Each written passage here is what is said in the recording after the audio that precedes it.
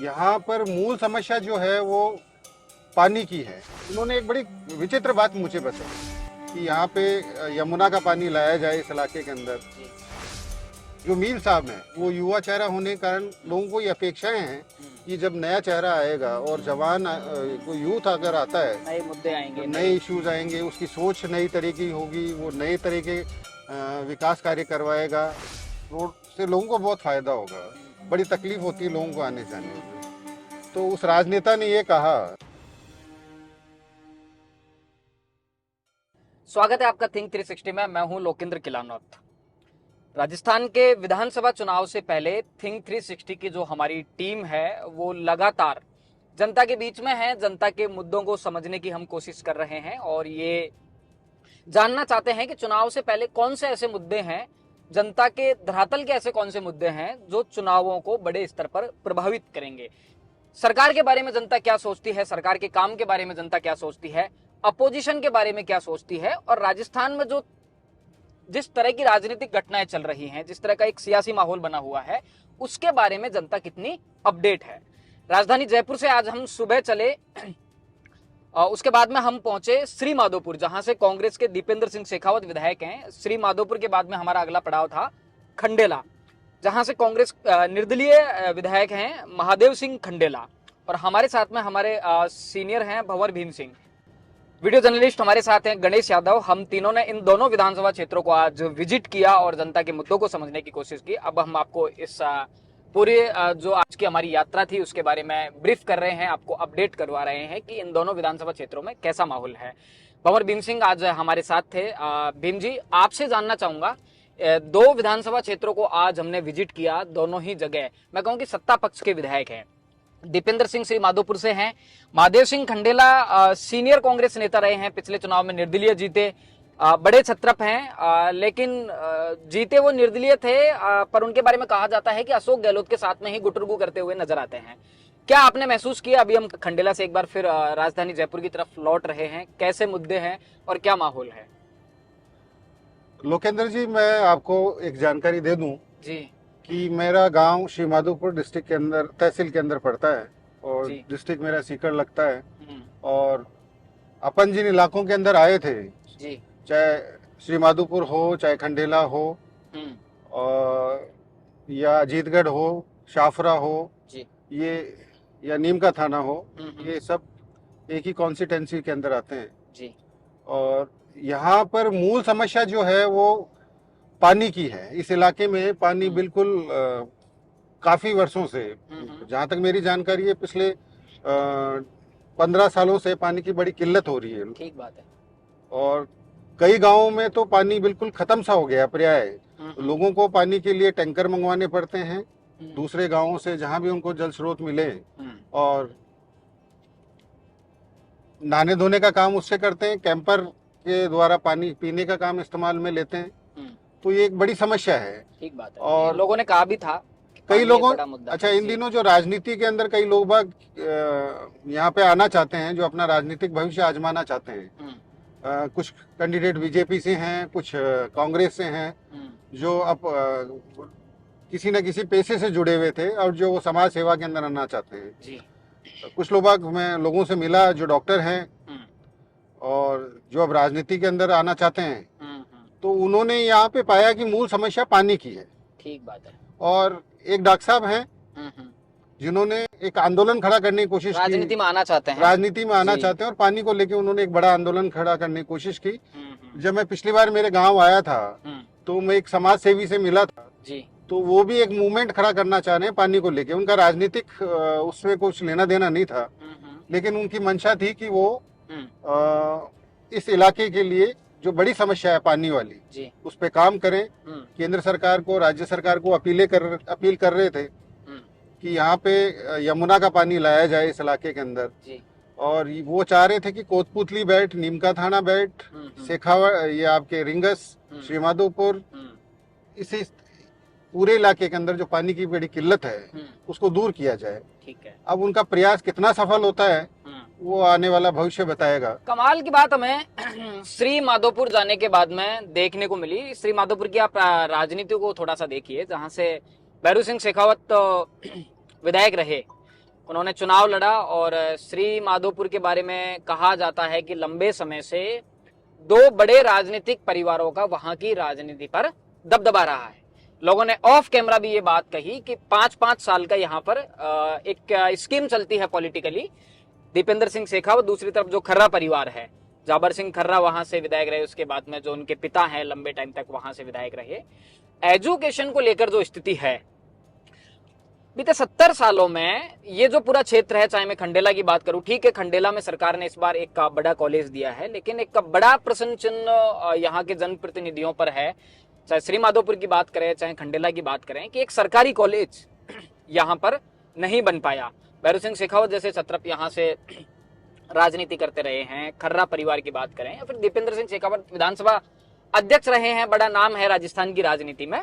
खैर, जब लोगों से बात की तो कि सीकर यहाँ से नजदीक पड़ता है, सीकर एजुकेशन हब है, लेकिन बात वही है कि एक इतना बड़ा क्षेत्र है, 2-3 विधानसभा क्षेत्रों को मिला के भी एक सरकारी कॉलेज यहाँ पर नहीं देखने को मिलता। ठीक है, एक नया मुद्दा है पानी का, लेकिन बीते 70 सालों से, बीते 60-70 सालों से यहाँ के जनप्रतिनिधियों ने शिक्षा को लेकर कैसा काम किया, ये एक बहुत बड़ा प्रश्न चिन्ह है अपने आप में।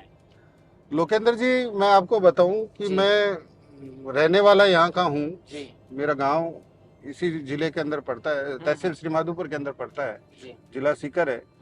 और लेकिन मेरी एजुकेशन बाहर हुई, लेकिन इन दिनों मेरा यहाँ पे आना जाना रहा, कुछ पारिवारिक काम की वजह से और कुछ ऑफिस के काम की वजह से। जब मैं श्री माधोपुर कुछ नए जो कैंडिडेट्स हैं जो चुनाव लड़ना चाहते हैं, तो चाहे बीजेपी हो, चाहे कांग्रेस हो, चाहे वो निर्दलीय, उनको मौका मिले तो चुनाव वो लड़ेंगे, तो उन्होंने एक बड़ी विचित्र बात मुझे बताई कि साहब, श्री माधोपुर देश को आज़ादी के इतने साल हो गए हैं और कई दोनों पार्टियों के नेता यहाँ पे बने हैं, लेकिन सबसे बड़ी विडंबना वाली बात यह है कि श्री माधोपुर के अंदर एक सरकारी कॉलेज नहीं है, जबकि नगरपालिका है। नगरपालिका है। तो उन्होंने कहा कि साहब, हमारा ये 2 मुद्दे तो अहम है, एक तो पानी और दूसरा जो है यहाँ पे सरकारी कॉलेज का निर्माण। सीकर संभाग बना दिया गया है सीकर को, तब जाकर तो दावा और ज्यादा मजबूत होता है। तीसरी समस्या यहाँ पे ये है कि बेरोजगारी वाली, जहाँ पानी नहीं, ट्रांसपोर्टेशन बहुत अच्छा है, रोडें बहुत अच्छी हैं, लेकिन बेरोजगारी बहुत ज्यादा है यहाँ पे। अच्छा, आज अपन गए खंडेला जी, खंडेला के अंदर आपने देखा कुटीर उद्योग गोटे वाला बहुत चल रहा है, पूरी तरह से बर्बाद हो चुका है, तबाह हो चुका है। अब वो मरणासन के अंदर अवस्था के अंदर है, जबकि सरकार को ये चाहिए कि कुटीर उद्योग को बढ़ावा देना चाहिए। नहीं, सरकार तो घोषणा करती है इस तरह की कुटीर उद्योग को बढ़ावा देने की, छोटे मजदूर हैं उनको बढ़ावा देने की, लेकिन बात वही है कि धरातल पर काम कहीं दिख नहीं रहा है। जैसे कि हमने खंडेला का एग्जाम्पल लिया, खंडेला में एक पुश्तैनी काम था लोगों का, छोटे स्तर पर लोगों को मजदूरी मिलती थी, लोगों को बाहर पलायन नहीं करना पड़ता था। अब हमने वहां जाकर स्थितियां देखी हैं कि खंडेला के बारे में कहा जाता है कि घर में एक चूल्हे के साथ में एक गोटे बनाने की मशीन जरूर मिलती है। आज हालत यह है कि वो 20-25 परिवारों तक वो पूरी एक बड़ी इंडस्ट्री है, जो बड़ा व्यवसाय था वो सिमट कर रह गया है। तो ये कहीं ना कहीं सरकार के जो एक वो वादा रहता है, हर सरकार का रहा है, कुटीर उद्योगों को बढ़ावा देना, छोटे मजदूरों की भलाई करना, सब्सिडी देना, वो दावा है उसकी बहुत बड़े स्तर पर मैं कहूँ कि हर सरकार यहाँ एक्सपोज हो रही है कहीं ना कहीं। कुटीर उद्योग को बढ़ावा देना चाहिए, लेकिन एक चीज और आपने नोट की होगी, ऑफ द कैमरा जब अपन ने उनसे बात की तो मैंने उनसे एक सवाल किया था ऑफ द कैमरा कि कुटीर उद्योग, आपके व्यवसाय जो गोटा उद्योग वाला कम हुआ है, लेकिन बचपन जब बच्चा पैदा हो रहा था आपके यहाँ पे, आप उसे इस गोटा उद्योग के अंदर डाल रहे थे, तो उसका विकास नहीं हो पा रहा था। कहीं ना कहीं गोटा उद्योग में जो बाधा आई है या गोटा उद्योग की कमी आई है, उसके कारण आपके बच्चे पढ़ने लगे हैं और पलायन करने लगे हैं। लेकिन एक सच तो ये भी था ना कि वो दुबई जाके भी मिल तो मजदूरी ही रही है। नहीं, मजदूरी मिल रही है, लेकिन उनकी आर्थिक स्थिति तो सुदृढ़ हो रही है। नहीं, आर्थिक स्थिति का मैं बताऊं आपको, आप अगर सरकार एक प्री प्लान करके एक स्वनियोजित तरीके से कुटीर उद्योग को, मैं कहूं कि आप उनका प्रति व्यक्ति आय भी तो बढ़ा सकते हैं। जब व्यक्ति की प्रति व्यक्ति आय बढ़ेगी, संपन्नता बढ़ेगी। उन्होंने कहा कि कच्चे मकान थे यहाँ पर आज से 20 साल पहले, 30 साल पहले। तो ये केवल खंडेला की कहानी नहीं है। जैसे जैसे समाज आधुनिक होता जा रहा है तो अवसर कहीं ना कहीं खुलते जा रहे हैं, टेक्नोलॉजी का दौर है, तो इससे आप ये जो पूरा इसकी तोहमतें आप एक केवल कुटीर उद्योग पर लाद दो कि भाई अगर खंडेला के बच्चे नहीं पढ़ पाए तो गोटा उद्योग की वजह से नहीं पढ़ पाए, तो ये थोड़ा सा गले नहीं उतरती बात कि ठीक है, आज से 20 साल पहले आप राजस्थान का जो एजुकेशन रेशो है वो उठाकर देख लीजिए, आज से 30 साल पहले का, तो हर शहर की वही स्थिति थी। धीरे धीरे समाज आधुनिक होने लगा, शिक्षा को समझने लगा, तो उसकी तोहमतें अगर उसको आप गोटा उद्योग को जिम्मेदार ठहरा दो, लेकिन उसका एक बड़ा नुकसान है कि महिलाओं की एक बड़ी भागीदारी उस उद्योग में थी, महिलाओं को घर बैठे काम मिलता था। जैसे कि उन बुजुर्ग ने बताया कि हमने हमारे पुरखों को वो परंपरागत तरीके से पुश्तैनी जो हमारा काम था हमारे पुरखों को करते हुए देखा, वही तो एक पीढ़ी से दूसरी पीढ़ी परंपरा ट्रांसफर हो रही है, रोजगार ट्रांसफर हो रहा है और घर बैठे काम मिल रहा है, तो उसमें गलत क्या था? नहीं, उसमें 2-3 चीजों की कमियां रही। एक तो आधुनिकीकरण की तरफ ये मुड़े नहीं, उसका कारण फाइनेंशियली वो है, फाइनेंशियली कारण तो है ही है। सरकार ने कोशिश की नहीं, मशीनें थी बहुत ज्यादा महंगी थी, एक मजदूर मशीन कहाँ से खरीद पाएगा? दूसरा, खंडेला के लिए मंडियां तैयार नहीं की गई।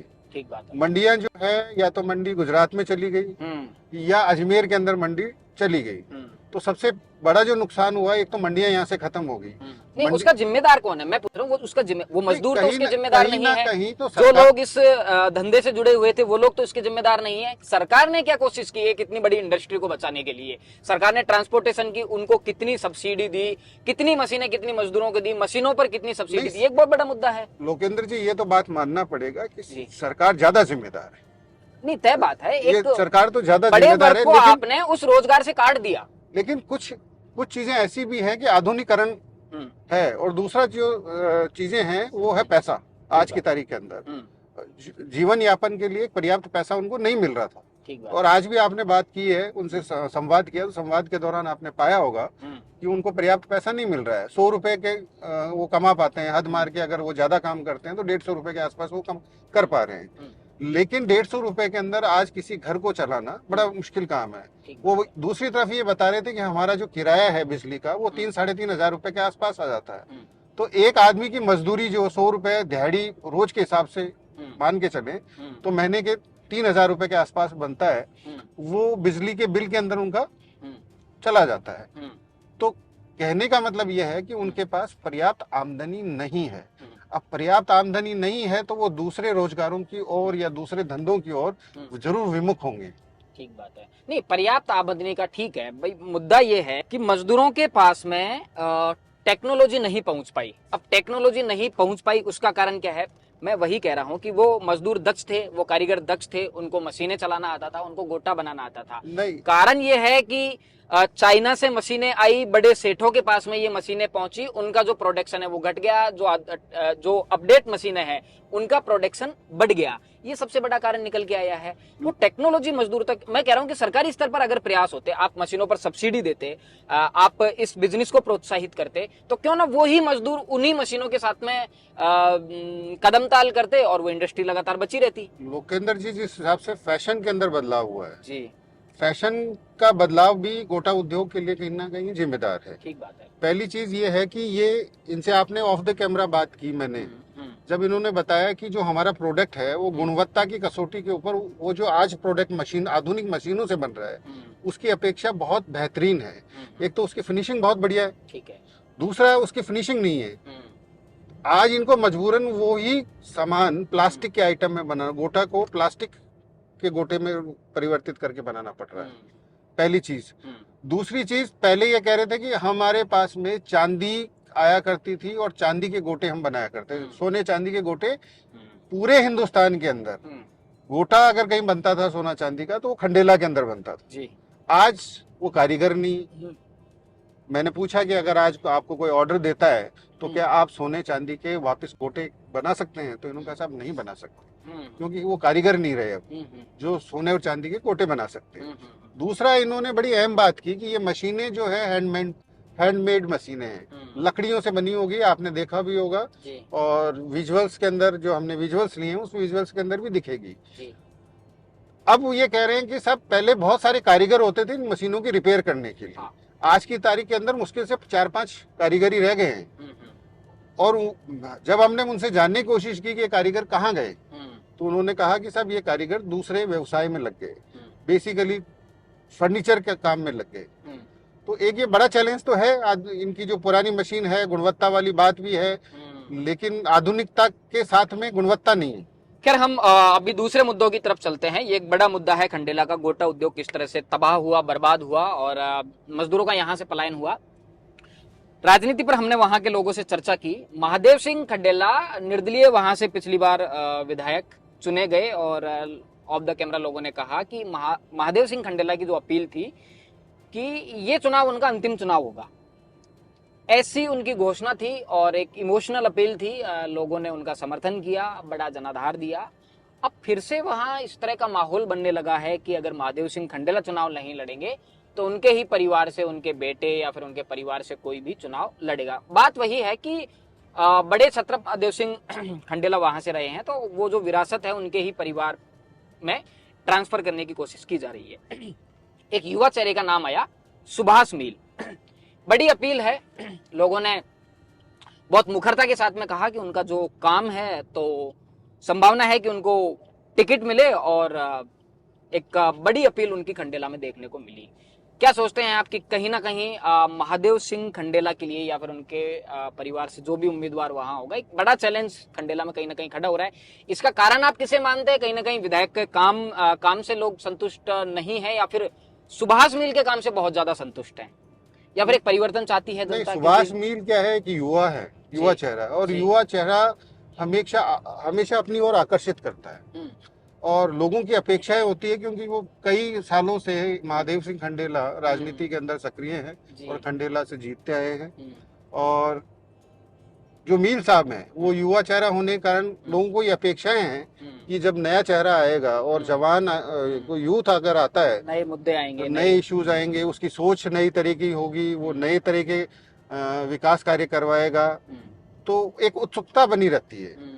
और कहीं इतना लंबा अगर कोई राजनीति के अंदर चल चुका होता है तो एक बोरियत सी महसूस होने लग जाती है लोगों को, तो वो भी बदलाव चाहते हैं। ठीक बात है। तो मुझे जो लगता है मीर साहब का तो कि जो लोगों के अंदर, लोगों की रुचि है मीर साहब के अंदर, उसका कारण यही है। ठीक बात है। सुभाष मिल की वहां पर लगातार अब जैसे अपन रिंगस की श्री माधोपुर की बात करें जी, तो ऑफ द कैमरा किसी आदमी ने मुझे बताया कि मैं राजनेता का नाम नहीं घोषित करूंगा, यहाँ पे नहीं बता सकता। ठीक है। तो वो हालांकि उन्होंने मुझे बताया था, लेकिन वो कह रहे थे कि साहब एक सरपंच साहब पहुंचे, ठीक है, और उन्होंने ये कहा कि साहब मेरे यहाँ पे रोड नहीं है, आप यहाँ पे मेरे गांव के अंदर रोड बनवा दो आप, तो उस रोड से लोगों को बहुत फायदा होगा। बड़ी तकलीफ होती है लोगों को आने जाने में। तो उस राजनेता ने ये कहा कि साहब क्यों बनवाऊं रोड, मेरे को क्या फायदा। तो उन्होंने कहा साहब चुनाव आ रहे हैं, बोले अब की बार जीतने की मेरी बारी है ही नहीं। ठीक बात है, अब की बार तो फलाना जीतेगा। हाँ, तो ये टर्म जो है ना, परिवारों के बीच में बिल्कुल श्री माधोपुर का इसी तरह का समीकरण रहा है और वहां कहा जाता है कि जाट और राजपूत वर्चस्व की लड़ाई वहां पर होती है। एक बार राजपूत के खाते में वो सीट जाती है, एक बार जाट के खाते में जाती है, खर्रा परिवार हो या फिर शेखावत परिवार हो। अब वहां भी दबी जुबान में लोगों के बीच में चर्चा है कि जो दीपेंद्र सिंह शेखावत हैं, विधानसभा के अध्यक्ष रहे हैं, अब वो नई पीढ़ी को राजनीति ट्रांसफर करना चाहते हैं, क्योंकि खुद काफी बुजुर्ग हो चुके हैं, उनका स्वास्थ्य भी ठीक नहीं रहता। तो अब बात वही है कि लगातार वही समीकरण खंडेला में महादेव सिंह खंडेला दूसरी जनरेशन को ट्रांसफर करना चाहते हैं, दीपेंद्र सिंह शेखावत श्री माधोपुर में दूसरी जनरेशन को ट्रांसफर करना चाहते हैं। तीसरी लोकेंद्र जी सबसे बड़ी समस्या है इस इलाके की, वो है बेरोजगारी जी।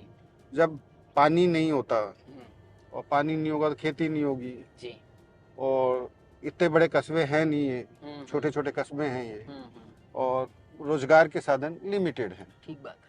तो बेरोजगारी काफी है इन इलाकों के अंदर और लोग बाग बड़े चिंतित हैं रोजगार को लेके जी। अब सरकारों को रोजगार डेवलप करनी चाहिए यहाँ पे। अब सरकार किस तरीके से रोजगार डेवलप करेगी, किन योजनाओं के माध्यम से, या कोई कुटीर उद्योगों को बढ़ावा देके, या कोई बड़ी किसी इंडस्ट्री को यहाँ पे एस्टेब्लिश करवा के, क्योंकि इस इलाके में एक तो जिप्सम काफी मिला है, क्योंकि श्री सीमेंट का प्लांट यहाँ से जो रघु शर्मा वाला गांव है, यहाँ से 50-60 किलोमीटर की डिस्टेंस के ऊपर है जी। वहाँ रघु शर्मा के गांव के पास में श्री सीमेंट ने अपना बड़ा प्लांट खोला है। ठीक बात है। और आज हम बैठे थे, लोग कह रहे थे कि यहाँ पे यूरेनियम की भी एक सुनने में आई है कि यूरेनियम काफी मिल रहा है। तो इस तरीके के उद्योग यहाँ पे लगने चाहिए, उद्योगों को यहाँ पे प्रेरित करना चाहिए। हालांकि शिक्षा, प्राइवेट शिक्षा को काफी बढ़ावा मिला है यहाँ, क्योंकि यहाँ पे कॉलेजेस नहीं थी और स्कूली शिक्षा भी ठीक ठाक थी लेकिन इतनी डेवलप नहीं थी। तो इस कारण यहाँ पे प्राइवेट स्कूल भी काफी डेवलप हुए। और लेकिन बेरोजगारी, शिक्षा और पानी, ये 3 मूल समस्या है इन इलाकों की। कुल मिला के हमारी यात्रा का जो एक कंक्लूजन है, श्री माधोपुर में जो जाट और राजपूत पॉलिटिक्स की वर्चस्व की जो जंग रहती है, एक बार भाजपा एक बार कांग्रेस, यानी कि कांग्रेस से दीपेंद्र सिंह शेखावत और भाजपा से खरा परिवार, तो शायद वही क्रम एक बार दोहराया जाए। दीपेंद्र सिंह शेखावत के बारे में कहा जा रहा है कि वो अब दूसरी जनरेशन को ट्रांसफर करना चाहते हैं राजनीति। तो हो सकता है कि जो इमोशनल अपील श्री माधोपुर में दीपेंद्र सिंह शेखावत की कभी रही, वो दूसरी। मैं यहाँ का मूलतः रहने वाला हूँ जी, मैं बात काट रहा हूँ, माफी चाहता हूँ आपसे जी, लेकिन मेरी इच्छा है कि ये अब यूथ आना चाहिए इस इलाके के अंदर जी। नहीं, मैं यूथ आना चाहिए वो ठीक है, हम जो एक समीकरण है उनकी बात कर रहे हैं कि शायद श्री माधोपुर में कांग्रेस के लिए स्थितियां थोड़ी सी अलग तरह की बने, कि दीपेंद्र सिंह शेखावत की जो इमोशनल अपील हुआ करती थी वो शायद सेकंड जनरेशन की हो पाए या नहीं हो पाए। दूसरा वही बात कि 5 साल में जो यहाँ की जनता है, पढ़े लिखे आने चाहिए लोग बाग, जो अपने पेशेवर लोगों को राजनीति के अंदर आना चाहिए। तो शायद वही कि हर 5 साल में जो श्री माधोपुर की जनता अपना जनादेश बदलती है, लेकिन खंडेला में स्थितियां भी थोड़ी ठीक नहीं है। सुभाष मील की अपील बहुत अलग तरह की है, जनता मुखर होकर उनका नाम कैमरे के सामने ले रही है, ऑफ द कैमरा ले रही है। तो वहाँ सुभाष मील लगातार अपनी अपील को बढ़ा रहे हैं। ये तय बात एक युवा चेहरा खंडेला से सामने आता दिखाई दे रहा है। इसमें कोई, हालांकि कांग्रेस से उन्होंने अपनी राजनीति को शुरू किया है, पिछली बार महादेव सिंह खंडेला निर्दलीय थे। बातें ऐसी भी है कि महादेव सिंह खंडेला को शायद कांग्रेस से टिकट मिल जाए, तो फिर सुभाष मील की क्या अपील होगी, तो ये एक बड़ा चैलेंज है। तो आज की हमारी ये चुनावी यात्रा थी। मेरे सहयोगी कैमरामैन से कहूंगा जी, गणेश जी से, ये एक बार ये बस स्टैंड का भी दिखाया कि बस स्टैंड कैसा है। तो आज की ये हमारी लोक यात्रा थी, जहां हमने सीकर जिले के 2 विधानसभा क्षेत्रों को विजिट किया और वहां के जो समीकरण हैं आपके साथ में साझा किए। वीडियो जर्नलिस्ट गणेश यादव के साथ थिंक 360 के लिए लोकेंद्र किलानौत।